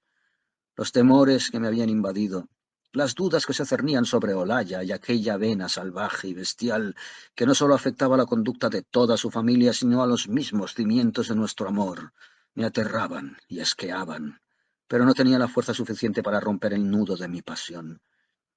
Cuando cesaron los gritos, oí arañar la puerta y supe que Felipe estaba fuera. Olaya salió a hablar con él. Ignoro de qué, pero a excepción de ese momento no se apartó de mi lado, bien arrodillada junto a mi cabecera y rezando fervientemente, o sentada en la cama con sus ojos clavados en los míos. Así que a lo largo de esas 6 horas me empapé de su belleza y leí calladamente su vida en su semblante. Vi temblar la moneda dorada sobre su pecho cuando respiraba. Vi cómo se iluminaban y oscurecían sus ojos mientras me hablaban con una insondable bondad, Contemplé el óvalo perfecto de su rostro y a través del vestido, la silueta impecable de su cuerpo. Por fin anocheció, y en la creciente oscuridad de la habitación su imagen se fue desdibujando lentamente, pero incluso entonces su mano siguió acariciando la mía y hablándome. Al yacer así mortalmente debilitado, mientras contemplan los rasgos de la amada, uno siente cómo su amor se reaviva a pesar de cualquier desengaño. Reflexioné y aparté de mí todos aquellos horrores, hasta que me sentí otra vez con fuerzas de aceptar lo peor. ¿Qué importaba todo? Si aquel imperioso sentimiento sobrevivía, si sus ojos seguían llamándome y atrapándome, si hasta la última fibra de mi cuerpo dolorido suspiraba por ella. Muy entrada la noche recobré algo las fuerzas y le dije: Olaya, no me importa lo ocurrido y tampoco quiero saber nada. Me basta con saber que te quiero. Ella se arrodilló y estuvo un rato rezando, y yo respeté su devoción. La luna había empezado a brillar a través de una de las 3 ventanas y en la habitación reinaba una neblinosa claridad que me permitía verla vagamente. Cuando se puso en pie hizo la señal de la cruz. Ahora me toca hablar a mí, dijo, y a ti escucharme. Lo que yo sé, tú solo lo sospechas. He rezado mucho para que te fueses. Te lo he rogado, y sé que me habrías concedido incluso eso, pero si no es así, deja que crea lo contrario. Te amo, respondí. Pero tú eres un hombre de mundo, replicó tras una pausa, y también un hombre juicioso. Yo no soy más que una niña. Perdóname, si parece que intento darte lecciones, yo que soy ignorante como los árboles de las montañas, pero quienes aprenden mucho no hacen sino rozar levemente el conocimiento. Aprenden las leyes, conciben la dignidad del plan general de las cosas, pero olvidan el horror de los hechos. Somos quienes nos quedamos en casa en presencia del mal, quienes lo recordamos con resignación. Vete, vete ahora y no me olvides. Así viviré en tus recuerdos una vida tan real como la que llevo en este cuerpo. Te quiero, repetí. Luego alargué la mano, cogí la suya, me la llevé a los labios y la besé. Ella no se resistió, pero retrocedió un poco, y noté que fruncía levemente el ceño, no con enfado, sino con tristeza y preocupación, y luego pareció decidirse con un esfuerzo. Tomó mi mano, se inclinó hacia adelante y se la puso sobre el corazón. ¿Lo ves? Exclamó. Lo que notas es el eco de mi vida. Late solo por ti. Es tuyo. ¿Puedo acaso llamarlo mío? Solo para ofrecértelo, igual que podría coger la medalla de mi cuello o arrancar la rama de un árbol y entregártela, pero no serían mías. Vivo, o creo vivir si es que existo, en otra parte, como una prisionera impotente, arrastrada y ensordecida por una chusma que repudio. Esta víscera, igual a la que lata en los animales, te reconoce como dueño con solo rozarla. Sí, te ama, pero ¿lo hace también mi alma? Creo que no. Lo ignoro y temo preguntarlo. Y sin embargo, cuando me hablas, lo haces desde el fondo de tu alma. Solo así has podido conquistarme. Olaya, respondí, el cuerpo y el alma son una misma cosa, y más aún cuando se está enamorado. Lo que escoge el cuerpo lo ama el alma, donde el cuerpo se aferra, se une el alma, y cuerpo con cuerpo y alma con alma acuden juntos a la llamada de Dios.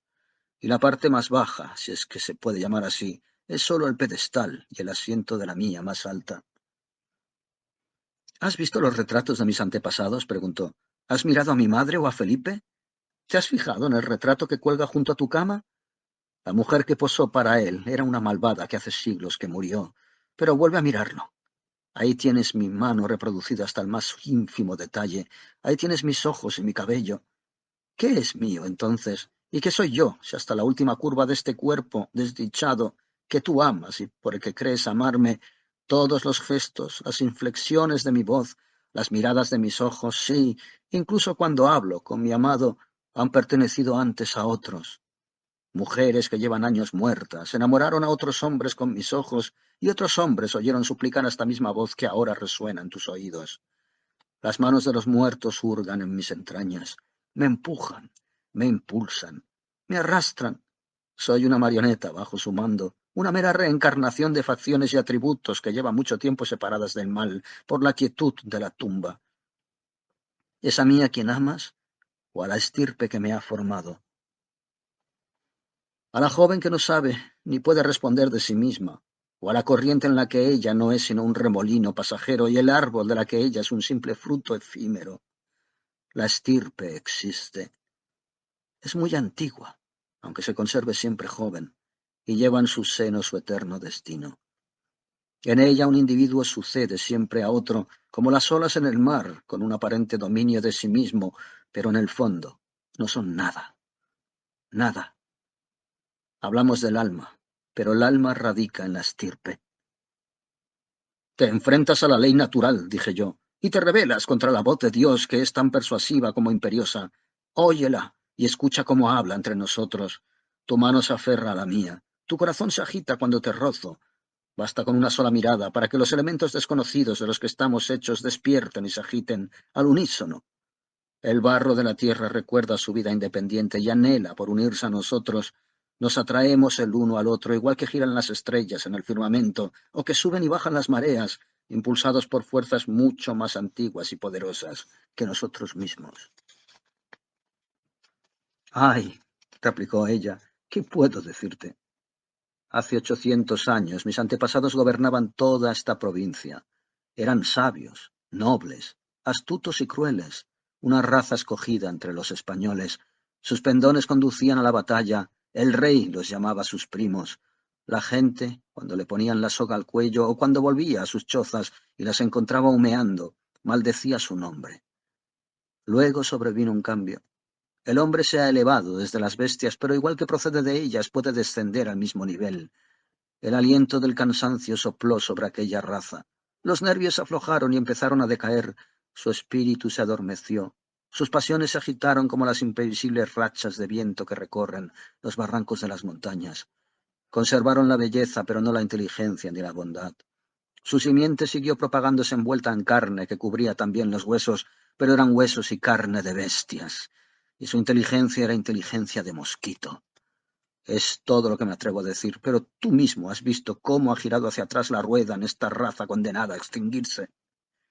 Yo estoy, por así decirlo, en un pequeño promontorio en la pendiente y veo lo que hay delante y lo que hay detrás, lo que hemos perdido y hasta dónde estamos sentenciados a caer todavía. Y voy a ser yo, que vivo apartada en la casa de mis antepasados y abomino de cada uno de sus actos, quien repita el hechizo. Voy a encadenar a otro espíritu tan reacio como el mío a esta casa embrujada y destrozada por las tempestades en la que tanto he sufrido. Voy a entregarles a mis descendientes este navío maldito, cargado de vida como de veneno, y a arrojarlo a la posteridad. He hecho un juramento. Mi estirpe desaparecerá de la tierra. A estas horas mi hermano ya debe de estar preparándose. Pronto oiremos sus pasos en la escalera, y tú te irás con él, y desaparecerás de mi vista para siempre. Recuérdame de vez en cuando como alguien a quien se le enseñó con mucha dureza la lección de la vida, pero que tuvo el valor de aprenderla. Alguien que te amó, pero que se odiaba a sí misma tan profundamente que su amor le resultaba abominable. Alguien que te apartó de su lado y que sin embargo ansiaba por retenerte para siempre, que no aspiraba más que a olvidarte y que nada temía más que la olvidaras. Se había ido acercando a la puerta mientras hablaba y su voz profunda sonaba cada vez más suave y lejana. Y al pronunciar la última palabra desapareció y me quedé solo en la habitación iluminada por la luna. No sé qué es lo que habría hecho de no haber estado tan postrado por mi extrema debilidad, pero lo cierto es que me embargaron un enorme vacío y desesperación. Poco después brilló junto a la puerta el resplandor rojizo de una linterna. Felipe entró, me cargó sobre sus hombros sin decir palabra y me llevó hasta la puerta de la casa, donde esperaba la carreta. A la luz del claro de la luna, el perfil de las montañas destacaba como si fuera de cartón. En la oscura meseta y entre los árboles que se mecían al unísono y centellaban movidos por el viento, la enorme mole de la casa solariega resaltaba como un cubo negro, donde solo se veían tres ventanas tenuemente iluminadas en el lado norte, justo encima de la puerta. Eran las ventanas de la habitación de Olaya, y mientras la carreta avanzaba traqueteando, fijé mis ojos en ellas hasta que el camino se internó en el valle y dejé de verlas para siempre.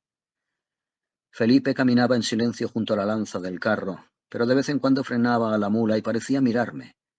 Por fin se acercó y me puso la mano en la cabeza. Había tanta bondad y tanta ingenuidad animal en aquella caricia, que se me saltaron las lágrimas como la sangre de una arteria. Felipe, le dije, Llévame a donde no me hagan preguntas. No me respondió, pero dio la vuelta a la mula y desandamos un rato el camino. Luego tomó por otro sendero y me llevó a un pueblo de montaña que era, como decimos en Escocia, la cabeza de parroquia de aquella región casi deshabitada. Guardo algunos vagos recuerdos en mi memoria del amanecer en el llano, de la carreta deteniéndose, de unos brazos que me ayudaron a bajar, de la habitación donde me llevaron y de un desvanecimiento que fue como un sueño. Al día siguiente y los que siguieron, el anciano sacerdote estuvo a menudo a mi cabecera con su breviario y su caja de rapé, y tiempo después, cuando empecé a recobrar las fuerzas, me dijo que me iba restableciendo y que debía acelerar lo más posible mi partida. Y sin explicar sus motivos, tomó un poco de rapé y me miró de soslayo. Yo quise hacerme el desentendido, pues sabía que debía de haber visto a Olaya. Señor, dije, ya sabe que no se lo pregunto por maldad. ¿Qué puede contarme de esa familia? Me respondió que eran muy desdichados, que parecían una raza en decadencia, que eran muy pobres y habían vivido muy descuidados. Pero ella no, respondí. Gracias, sin duda, a usted. Es una mujer mucho más culta e instruida que la mayoría de las mujeres. Sí, dijo, la señorita está bien cuidada y bien educada, pero la familia ha estado muy descuidada. ¿La madre? Pregunté. Sí, la madre también, respondió el cura tomando un pellizco de rapé. Pero Felipe es un buen muchacho. La madre es muy excéntrica, ¿no le parece? Mucho, replicó el cura. Me parece, señor, que se está yendo por las ramas, dije. Estoy convencido de que sabe usted más de mis asuntos de lo que aparenta. Sin duda sabe que mi curiosidad está justificada por muchos motivos. ¿Por qué no es más franco conmigo? Hijo mío, repuso el anciano caballero, seré muy franco con usted en todo lo que sea de mi competencia, pero en aquellas cuestiones que ignoro por completo no hace falta ser muy discreto para guardar silencio. No pienso andarme con evasivas. Entiendo perfectamente lo que me dice y lo único que puedo responderle es que estamos todos en manos de Dios y que sus caminos son inescrutables. Incluso he consultado a mis superiores en la iglesia, pero ellos tampoco tienen respuesta. Es un gran misterio. ¿Está loca? Pregunté. Le contestaré a usted lo que creo. A mi entender, no lo está, respondió el cura, o al menos no lo estaba. Cuando era joven, y que Dios me perdone si descuidé a ese cordero salvaje, sin duda estaba cuerda, y no obstante, aunque no la llevaba a tales extremos, ya se notaba esa vena que también había afligido a su padre, y aun a otros de sus antepasados. Tal vez eso me hizo quitarle importancia, pero estas cosas van en aumento no solo en los individuos, sino en la familia. Cuando era joven, empecé, pero me falló la voz y tuve que hacer un gran esfuerzo para añadir, ¿se parecía a Olaya? No lo quiera Dios, exclamó el cura. No permita Dios que nadie piense tal cosa de mi penitente favorita. No, no, la señorita, aparte de su belleza, que yo honradamente desearía que fuese menor, no se parece en nada a su madre cuando tenía su edad. No soporto que lo imagine siquiera, aunque el cielo sabe que tal vez le convendría hacerlo. Al oírlo me incorporé en la cama y le abrí mi corazón a aquel anciano. Le hablé de nuestro amor y de su decisión. Admití mis propios miedos y mis fantasías y le expliqué que les había puesto fin, y con algo más que una sumisión puramente formal, apelé a su juicio. Me escuchó con paciencia y sin sorprenderse lo más mínimo, y cuando terminé guardó silencio un rato. Luego empezó: la iglesia, la iglesia, y enseguida se interrumpió para disculparse. Olvidaba, hijo mío, que no es usted católico, dijo. Aunque lo cierto es que no puede decirse que la Iglesia se haya pronunciado en un caso tan poco corriente como este. Pero, ¿quiere usted mi opinión? En un asunto así no se me ocurre mejor juez que la señorita. Si yo estuviese en su lugar, aceptaría su decisión. Dicho lo cual, se marchó y a partir de entonces sus visitas se volvieron menos frecuentes. De hecho, a medida que me fui restableciendo, se fue haciendo evidente que temía y desaprobaba mi compañía, y no tanto por disgusto como por miedo al enigma de la esfinge. Los lugareños también me esquivaban y se negaban a servirme de guía en las montañas. Noté que me miraban con recelo y comprobé que los más supersticiosos incluso se persignaban al verme. Al principio lo atribuía a mis opiniones heréticas, pero por fin comprendí que si desconfiaban era porque me había alojado en aquella casa. Cualquiera habría pasado por alto las descabelladas supersticiones de esos campesinos, pero yo era consciente de una fría sombra que parecía abatirse sobre mi amor. No lo venció, aunque no negaré que apagó mis ardores. A unos kilómetros al oeste del pueblo había una brecha en la sierra a través de la cual se divisaba la casa solariega, y adquirí la costumbre de ir allí a diario. Un bosque coronaba la cima, y justo donde el camino bordeaba el lindero, había una repisa de roca en la que se alzaba un crucifijo de tamaño natural y diseño más torturado de lo habitual. Aquel rincón se convirtió en mi atalaya. Desde allí, día tras día, contemplaba la meseta y la gran casa solariega, y veía a Felipe, más pequeño que una mosca, pululando por el huerto. A veces la niebla tapaba la vista hasta que el viento de la montaña volvía a dispersarla. En ocasiones la llanura dormitaba a mis pies a plena luz del sol o era borrada por la lluvia. Aquel lejano lugar y aquellas vistas interrumpidas del sitio donde mi vida había cambiado de un modo tan extraño casaban muy bien con la indecisión de mi estado de ánimo. Pasé allí días enteros, sopesando los distintos elementos de nuestra situación, inclinándome a las sugerencias del amor o prestando oído a la prudencia para terminar siempre dudando entre ambas cosas. Un día, en que estaba yo sentado en mi roca, pasó por allí un campesino muy delgado envuelto en una capa. Era forastero, y no debía de conocerme ni siquiera de oídas, pues, en lugar de dar un rodeo, se acercó, se sentó a mi lado y nos pusimos a hablar.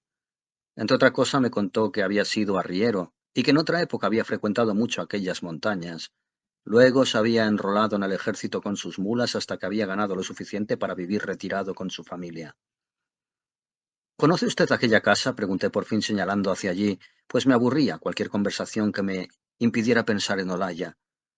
Me miró con aire sombrío y se santiguó. Más de lo que quisiera, respondió. Ahí fue donde uno de mis compañeros vendió su alma al diablo. La Virgen nos guarde de tales tentaciones. Pagó por ello y ahora arde en el pozo más negro del infierno. El temor me embargó y no acerté a responderle. Luego el hombre siguió, como si hablara para sí mismo. Sí, claro que la conozco. Una vez estuve en ella. Esa noche el desfiladero estaba cubierto de nieve empujada por el viento y no me cabe duda de que la muerte rondaba las montañas. Pero había algo peor junto a la chimenea.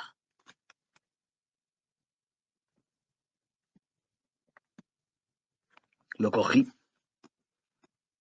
lo cogí del brazo, señor, y lo arrastré hasta la puerta. Le pedí por lo que más quería y respetaba que me acompañase. Me arrodillé ante él sobre la nieve y noté que mis súplicas lo conmovían. Y justo entonces ella salió a la galería y lo llamó por su nombre, y él se dio la vuelta y la vio con una lámpara en la mano, pidiéndole que volviera con una sonrisa. Yo clamé al cielo y lo abracé, pero él me empujó y se fue. Había tomado una decisión. Que Dios nos asista. Habría rezado por él, pero ¿para qué? Hay pecados que ni siquiera el Papa puede perdonar. ¿Y qué fue de su amigo? Dios sabe, respondió el arriero. De ser cierto lo que se dice, su fin, como sus pecados, fue para ponerle a uno los pelos de punta. ¿Quiere decir que lo mataron?, pregunté. Pues claro que lo mataron, replicó el hombre. ¿Pero cómo? ¿Cómo? Solo hablar de esas cosas ya es un pecado. La gente de la casa, empecé a decir, pero el hombre me interrumpió con un brusco arrebato. ¿La gente?, exclamó. ¿Qué gente? En esa casa de Satanás no hay ni hombres ni mujeres. ¿Cómo puede haber vivido aquí tanto tiempo sin enterarse? Luego se acercó y me susurró al oído como si temiera que las aves de la montaña pudieran oírlo y horrorizarse. Lo que me contó no era cierto, ni siquiera original, sino tan solo una nueva versión adornada por la ignorancia y superstición de los lugareños de varias leyendas tan antiguas como la raza humana. Pero sus posibles consecuencias me horrorizaron. En los viejos tiempos, dijo, la iglesia habría quemado aquel nido de basiliscos, pero el brazo de la iglesia ya no era tan largo. Su amigo Miguel había escapado al castigo de los hombres y había sido dejado al juicio mucho más terrible de un Dios ofendido. Semejante error no debería volver a ocurrir. El cura ya estaba viejo y probablemente embrujado, pero ahora su rebaño estaba al tanto del peligro y algún día, sí, y no muy lejano, el humo de aquella casa se alzaría hasta el cielo. Me dejó espantado y horrorizado. No sabía qué decisión tomar, si avisar primero al cura o llevar las funestas noticias directamente a los amenazados habitantes de la casa. El destino decidió por mí, Pues mientras estaba allí lleno de dudas, vi a una mujer cubierta con un velo que se aproximaba por el camino. Ningún velo habría podido ocultármela. En cada curva y cada movimiento de su cuerpo reconocía a Olaya, y oculto, tras un saliente en la roca, esperé a que llegase a la cima. Luego le salí al paso. Ella me reconoció y se detuvo, pero no habló. Yo también guardé silencio, y los dos nos miramos con apasionada tristeza. Pensaba que te habías ido, dijo por fin. Lo mejor que podrías hacer por mí es marcharte. Es lo único que te he pedido, y tú te empeñas en quedarte. Es que no sabes que con cada día que pasa aumenta el peligro no solo para ti, sino para todos nosotros. Por las montañas corre el rumor de que me amas, y la gente no está dispuesta a permitirlo. Comprendí que estaba al tanto del peligro y me alegré. Olaya, dije, estoy dispuesto a marcharme hoy, ahora mismo si quieres, pero no solo.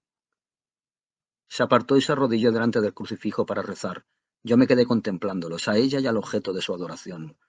La conmovedora figura de la penitente y el rostro espantosamente lívido, las heridas pintadas y las costillas marcadas de la imagen, solo el chillido de unas aves que, sorprendidas o asustadas, trazaban círculos alrededor de la cumbre de las montañas, interrumpía el silencio.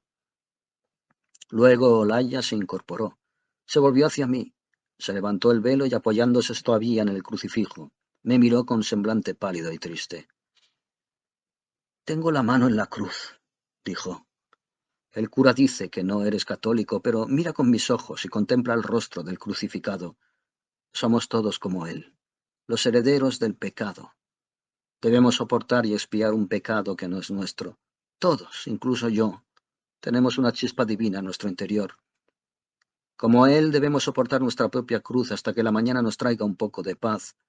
Deja que siga mi camino, pues así como estaré menos sola, teniendo por compañía a aquel que es amigo de todos los desdichados, así es como seré más feliz, tras renunciar a la felicidad terrenal y aceptar de buen grado mi parte de dolor. Miré el rostro del Cristo, y aunque no soy amigo de imágenes y desprecio ese arte imitativo y exagerado, del cual era un tosco ejemplo, comprendí en parte su sentido. Aquel rostro me miraba contraído de dolor y pesar, pero los rayos de gloria que lo rodeaban me recordaron que su sacrificio había sido voluntario. Estaba allí en lo alto de la roca, igual que sigue estándolo en el cruce de muchos caminos, predicando en vano a los viajeros, como un símbolo de muchas verdades nobles y tristes. Que el placer no es un fin, sino un accidente, que el dolor es la elección de los magnánimos, y que la virtud está en sufrir y hacer el bien. Me volví y descendí de la montaña en silencio, y cuando miré hacia atrás por última vez antes de que el bosque me tapara la vista, vi a Olaya apoyada todavía en el crucifijo. Fin.